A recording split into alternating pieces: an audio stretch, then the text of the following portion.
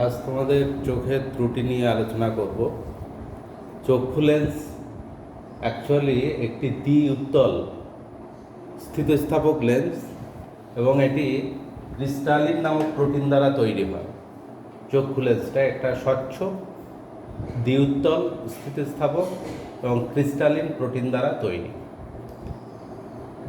এখন এই চোখের যে এই চক্ষু লেন্সটা যেটা চোখের ক্ষেত্রে তার উপযোজন ক্ষমতা প্রয়োগ করা হয়, এই উপযোজন ক্ষমতা প্রয়োগ করতে হলে যে দুটো জিনিস থাকে ওখানে চক্ষু লেন্সটাকে ধরে থাকে, সেটা হলো একটা হলো সিলিয়ারি পেশি আর একটা হলো লিগামেন্ট।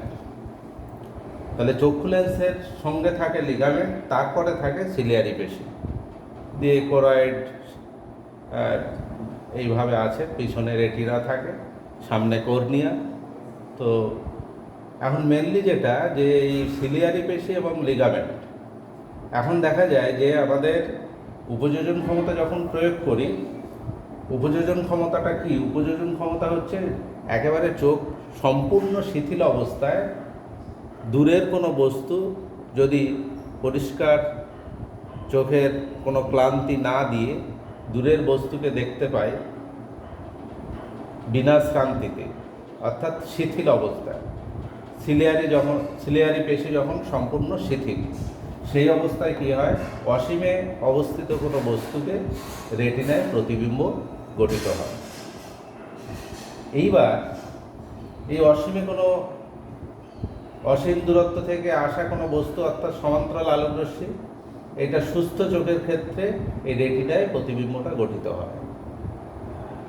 এইবার যদি বস্তুটাকে আরও আস্তে আস্তে কাছে এগিয়ে আসে, তখন কি হয়? চোখের ওই সিলিয়ারি পেশি এবং লিগামেন্ট এই দুটোর সাহায্যে চক্ষু লেন্সের আকারের পরিবর্তন করা হয়, অর্থাৎ ফোকাস দৈর্ঘ্যের পরিবর্তন করা হয়।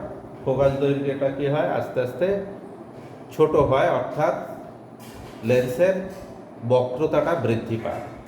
লেন্সের বক্রতা বৃদ্ধি পাওয়া অর্থাৎ ওটা আরেকটু ছোট হয়ে এলো লেন্সটা। সেইটা হয় যখন সিলিয়ারি পেশি সংকুচিত হয়, আর সিলিয়ারি পেশি সংকুচিত হবে এবং লিগামেন্টের টানটা হ্রাস পাবে। লিগামেন্টের টান তখন কমে যাবে, তখন কী হবে? চক্ষুটা ওই লেন্সের আকার গোল হয়ে যাবে, অর্থাৎ বক্রতাটা বৃদ্ধি পাবে। তখন কোনো কাছের বস্তুকে চোখের রেটিনায় প্রতিবিম্ব তৈরি হবে। কিন্তু এইভাবে এই সিলিয়ারি পেশি এবং লিগামেন্টের সাহায্যে একেবারে যদি কোনো বস্তুকে লেন্সের খুব কাছে নিয়ে আসা হয়, তাহলে দেখা যায় যে এই উপযোজন ক্ষমতা খুব কাছে, উপযোজন ক্ষমতা প্রয়োগ করতে করতে একটা জায়গায় আসলে পরে আর খুব কাছে বস্তুকে আনলে রেটিনায় কোনো প্রতিবিম্ব তৈরি হয় না। তাহলে উপযোজন ক্ষমতারও একটা নির্দিষ্ট সীমা আছে। উপযোজন ক্ষমতা বলতে অ্যাকচুয়ালি যে দূরের কোনো বস্তুকে শিথিল অবস্থায় দেখা হচ্ছে এবং তারপরে সাসপেন্সারি লিগামেন্ট এবং সিলিয়ারি পেশি এই দুটোর মানে ক্রিয়ায় কী হয়? বস্তু যত আস্তে আস্তে কাছে এগিয়ে আসে, তখন কী হয়? লেন্সের আকার, লেন্সের বক্রতা আস্তে আস্তে বৃদ্ধি পায়। লেন্সের বক্রতা বৃদ্ধি পাওয়ার ফলে ওই বস্তুর প্রতিবিম্ব রেটিনায় তৈরি হয়।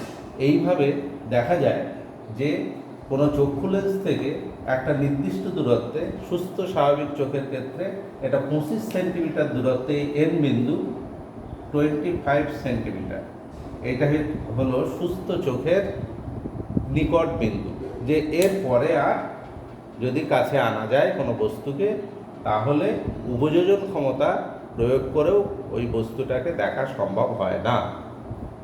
সেই জন্যে এই 25 সেন্টিমিটার দূরত্বটাকে বলা হয় চোখের নিকট বিন্দু, এবং সুস্থ চোখের ক্ষেত্রে দূরবিন্দু হচ্ছে অসীমে। এইবার চোখের ক্ষেত্রে উপযোজন ক্ষমতা প্রয়োগ করে, উপযোজন ক্ষমতা ঠিক আছে সুস্থ, মানে শুধুমাত্র দেখা যায় যদি কোনো কারণে অক্ষিগোলকের আকার যদি ছোট হয় অথবা ফোকাস দৈর্ঘ্য, লেন্সের ফোকাস দৈর্ঘ্যটা বৃদ্ধি পায়, তাহলে কি হবে? এখানে তোমাদের একটা ছবি দেখানো হয়েছে যে অক্ষিগোলকের আকার ছোট, যেখানে একটা কন্ডিশন দেখানো হয়েছে যে এই দুটোর একটা যদি কন্ডিশন হয় যে কোনো কারণে অক্ষিগোলকের আকার ছোট হয়ে গেছে অথবা ফোকাস দৈর্ঘ্যটা বেড়ে গেছে, তখন কি হবে, তখন এই অসীম থেকে আগত কোনো আলোকরশ্মি বা কোনো বস্তুকে দেখা যায় একেবারে রেটিনায় গঠিত হতে পারছে না, কারণ এর আকারটা অক্ষিগোলকের আকার ছোট, অর্থাৎ এটা স্বাভাবিক আকার। অক্ষিগোলকের আকার ছোট অর্থাৎ এরকম এর আকারটা ছোট হয়ে গেছে, যে ছবিটা এখানে নিচে দেওয়া হয়েছে। তাহলে সেই অবস্থায় সম্পূর্ণ শিথিল অবস্থায় চোখ অসীম দূরের বস্তুকে কোথায় প্রতিবিম্ব তৈরি করছে, ওই রেটিনার পিছনে প্রতিবিম্ব তৈরি করতে, রেটিনার ঠিক পিছনে। আগে রেটিনায় হচ্ছিল, এখন সেটা হচ্ছে রেটিনার ঠিক পিছনে তৈরি হচ্ছে। তাহলে দেখা যাচ্ছে যখন বস্তুটা অসীমে আছে তখনই চোখের ক্ষেত্রে উপযোজন ক্ষমতা প্রয়োগ করতে হচ্ছে, অর্থাৎ চোখের একটা ত্রুটি এসে গেছে, কি অক্ষিগোলকের আকার ছোট হয়ে গেছে। সেই অবস্থায় যেটা অসীম দূরত্বে অবস্থিত বস্তুটার প্রতিবিম্ব হচ্ছে রেটিনার ঠিক পিছনে। এই অবস্থায় চোখের উপযোজন ক্ষমতা প্রয়োগ করে এই যে একেবারে পিছনে গঠিত হয়েছে প্রতিবিম্বটি রেটিনার পিছনে, সেখানে এবার রেটিনায় ফেলতে হচ্ছে। তাহলে দেখা যাচ্ছে যে সুস্থ চোখের ক্ষেত্রে যেটা অসীম দূরে থাকা বস্তুকে রেটিনায় মানে উপযোজন ক্ষমতা প্রয়োগ করতে হচ্ছিল না, একেবারে চোখ সম্পূর্ণ বিনা ক্রান্তিতে অর্থাৎ শিথিল অবস্থায় রেটিনায় প্রতিবিম্ব দেখতে পাচ্ছিল। এখন কিন্তু অসীম দূরের বস্তুটাকে দেখতে গেলে চোখের উপযোজন ক্ষমতা প্রয়োগ করতে হচ্ছে, চোখের উপযোজন ক্ষমতা প্রয়োগ করে রেটিনায় আনতে হচ্ছে। তাহলে এইভাবে যদি বস্তুটাকে কাছে এগিয়ে আনা হয় তাহলে দেখা যাবে কি যে ওর নিকট বিন্দুতে যদি 25 সেন্টিমিটার দূরে বস্তু রাখা যায় তাহলে ওই অক্ষিগোলকের আকার ছোট হওয়ায় অর্থাৎ চোখের ত্রুটি আসায় ওই নিকট বিন্দুতে কোনো বস্তু রাখলে তার প্রতিবিম্বটা অনেকটা দূরে গঠিত হচ্ছে, অনেকটা দূরে গঠিত হচ্ছে লেন্সের রেটিনা থেকে অনেকটা দূরে। তাহলে এই অবস্থায় আর চোখের উপযোজন ক্ষমতা প্রয়োগ করে এই 25 সেন্টিমিটার দূরে বস্তুকে দেখা সম্ভব হচ্ছে না। চোখের এই ত্রুটিটাকে বলা হচ্ছে দীর্ঘদৃষ্টি বা হাইপার মেট্রোপিয়া। এটাকে বলা হচ্ছে যে কাছের বস্তুটাকে আর 25 সেন্টিমিটার দূরে দেখা সম্ভব হচ্ছে না, কিন্তু দূরের বস্তুটাকে উপযোজন ক্ষমতা প্রয়োগ করে রেটিনায় প্রতিবিম্বটাকে আনা যাচ্ছে, অর্থাৎ দূরের বস্তুটাকে দেখা যাচ্ছে। তাহলে যেই চোখের ত্রুটি আসায় কিভাবে এটাকে সংশোধন করা যেতে পারে, যে সেক্ষেত্রে ওই চক্ষু লেন্সের সামনে একটি উপযুক্ত ফোকাস দৈর্ঘ্যের একটা উত্তল লেন্স এখানে ব্যবহার করতে হবে। উত্তল লেন্সটাকে এখানে এল, এই লেন্সের তাহলে অক্ষিগোলকের আকার ছোট অথবা ফোকাস দৈর্ঘ্য বৃদ্ধি পাওয়ায় যেটাকে বলা হচ্ছে হাইপারমেট্রোপিয়া, তাহলে নিকট বিন্দুতে এন বিন্দুতে রাখলে কাঁচা 25 সেন্টিমিটার এখানে যদি বস্তু থাকে তাহলে অনেকটা দূরে তৈরি হচ্ছে প্রতিবিম্ব। সেই জন্য কি হয়, উপযোজন ক্ষমতা প্রয়োগ করতে করতে দেখা যায় এটা এমন একটা দূরে আসে যে এই এনন বিন্দুতে থাকলে চোখ তখন উপযোজন ক্ষমতা প্রয়োগ করে ওই বস্তুটার প্রতিবিম্ব কাছে এনন দূরত্বে থাকা বস্তুর প্রতিবিম্ব গঠন করতে পারে রেটিনায়। কিন্তু যখন 25 সেন্টিমিটারে আনা হচ্ছে তখন আর প্রতিবিম্ব গঠন করতে পারছে না। তাহলে এনন হচ্ছে ওই চোখের হলো নিকট বিন্দু, যে এননের দূরত্বটা 25 সেন্টিমিটার থেকে অনেকটা বেশি। এইখানে ছবিতে দেখানো হয়েছে এটা এন হচ্ছে সুস্থ চোখের স্বাভাবিক বিন্দু, নিকট বিন্দু, আর হাইপারমেট্রোপিয়া বা দীর্ঘদৃষ্টি সম্পন্ন চোখের নিকট বিন্দুটা তার অনেকটা আগেই শেষ হয়ে গেছে, যেটা হলো এই এনন বিন্দু, যেখানে এনন বিন্দুর দূরত্বটা ওই চক্ষু লেন্স থেকে অনেকটা বেশি, 25 সেন্টিমিটারের বেশি এনন দূরত্বটা। তাহলে এখন উপযুক্ত ফোকাস দৈর্ঘ্যের একটা উত্তল লেন্স ব্যবহার করতে হবে। এই উত্তল লেন্সের ফোকাস দৈর্ঘ্য এমন হবে যে বস্তুটাকে রাখা হবে ওই 25 সেন্টিমিটার দূরত্বে, অর্থাৎ এন বিন্দুতে, এইখানে 25 সেন্টিমিটার দূরত্বে রাখা হবে। রাখলে পরে বস্তুটার একটা প্রতিবিম্ব তৈরি হবে, যে প্রতিবিম্বটা তৈরি হবে এনন বিন্দুতে প্রতিবিম্বটা তৈরি হবে। তাহলে কেমন নিতে হবে এই লেন্সের ফোকাস দৈর্ঘ্য? ফোকাস দৈর্ঘ্যটা হবে এই 25 সেন্টিমিটারের বস্তু রাখবো, প্রতিবিম্ব হবে এনন বিন্দুতে, অর্থাৎ এখানে প্রতিবিম্ব দূরত্বটা বেশি। তাহলে সেটা আমরা দেখেছি যে কোনো একটা উত্তল লেন্সের যদি সামনে কোনো বস্তু রাখা হয়, এটা একটা উত্তল লেন্স, এর সামনে কোনো বস্তু আছে ফোকাসের মধ্যে, এটা হলো ফোকাস, ফোকাস দৈর্ঘ্য, এটা ফোকাস বিন্দু। তাহলে এর সামনে কোনো বস্তু রাখলে তার জন্য একটা প্রতিবিম্ব এখানে তৈরি হয়, যেটা হলো অসৎ প্রতিবিম্ব, আকারে বড় হয়। তো এরকম অর্থাৎ কোনো উত্তল লেন্সের যদি ফোকাস দৈর্ঘ্যের মধ্যে কোনো বস্তুকে রাখা হয় তাহলে সমশীর্ষ এবং আকারে বিবর্তিত প্রতিবিম্ব তৈরি হয়।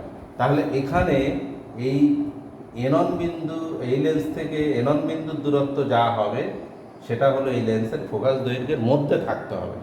মধ্যে থাকলে তাহলে এন বিন্দুর প্রতিবিম্বটা এনন বিন্দুতে তৈরি হবে। ফলে কি হবে, চোখে যেখানে 25 সেন্টিমিটারে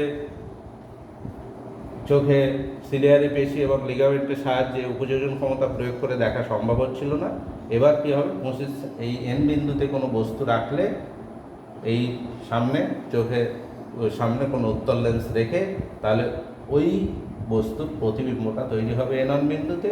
ফলে চোখ উপযোজন ক্ষমতা প্রয়োগ করে এই রেটিনায় প্রতিবিম্ব গঠন করতে পারবে। তা সেক্ষেত্রে ওই লেন্সের ফোকাস দৈর্ঘ্য কী হবে বা লেন্সের ক্ষমতা কী হবে? এখন আমরা জানি যে লেন্সের ক্ষেত্রে যে সাধারণ সূত্রটা হচ্ছে 1/v - 1/u = 1/f। ভি হলো প্রতিবিম্ব দূরত্ব, ইউ হলো বস্তু দূরত্ব। তাহলে এখানে ইউটা হলো 25 সেন্টিমিটার, এই এটাকে লেখা হয় নিকটতম যে দূরত্ব, নিকট বিন্দু, সেটা হলো ডি, ডি = 25 সেন্টিমিটার। নিকট বিন্দুটাকে লেখা হয় ডি দিয়ে। আর এখানে এনন বিন্দুর দূরত্ব এই লেন্স থেকে, লেন্স ধরা যাক এটা ও বিন্দু, তাহলে ও থেকে O N, D = O N, আর small D = O N on. তাহলে এখন এই বস্তু দূরত্বটাকে নেগেটিভ লেখা হয়, এটা এটা, তাহলে এখানে সূত্রে বসাই 1 আপন ভি এর জায়গায় বসাবো -d, -1 আপন -d = 1 আপন a। বস্তু দূরত্ব কি হয়, সবসময় নেগেটিভ। তাহলে ডি এটা হলো ওএন, মানে এখানে বস্তু রাখা হচ্ছে, আর এই ওএন বিন্দুতে এখানে প্রতিবিম্ব তৈরি হচ্ছে। তাহলে বস্তু এবং প্রতিবিম্ব যেহেতু একই দিকে, তাহলে বস্তু দূরত্বটা ডি, সেটাকে -d, সাইন কনভেনশনে এটা -d হবে। প্রতিবিম্ব তাহলে তার সেই দূরত্বটাও -d হবে, স্মল ডি, এটা ক্যাপিটাল ডি। তাহলে সুতরাং এখান থেকে লিখতে পারি 1 f = 1/d - 1। তাহলে এখান থেকে 1/f, এটাই হলো লেন্সের পাওয়ার, এটা হলো ক্ষমতা। দেখা যাচ্ছে এইখানে মানটা আসছে ডি, স্মল ডি ক্যাপিটাল। এইখানে কিন্তু স্মল ডিটা > ক্যাপিটাল ডি। সুতরাং এইখানে মানটা পজিটিভ, অতএব লেন্সের ক্ষমতা হলো ধনাত্মক। তাহলে এইখানে পজিটিভ ক্ষমতা, অর্থাৎ যে উত্তল লেন্স ব্যবহার করা মানে ওই লেন্সের ক্ষমতা হচ্ছে প্লাস পাওয়ার আমরা বলি। তাহলে যদি এইভাবেই চোখের সামনে কোনো উপযুক্ত ফোকাস দৈর্ঘ্যের বা উপযুক্ত ক্ষমতার একটা উত্তল লেন্স যদি ব্যবহার করা যায়, তাহলে চোখে উপযোজন ক্ষমতা প্রয়োগ করে নিকট বিন্দু এনে কোনো বস্তু রাখলে তার জন্য এনন বিন্দুতে প্রতিবিম্ব তৈরি হয়। ঠিক আছে, এর পরের দিন তোমাদের আর যে ত্রুটিগুলো আছে সেই ত্রুটিগুলো নিয়ে আলোচনা করব।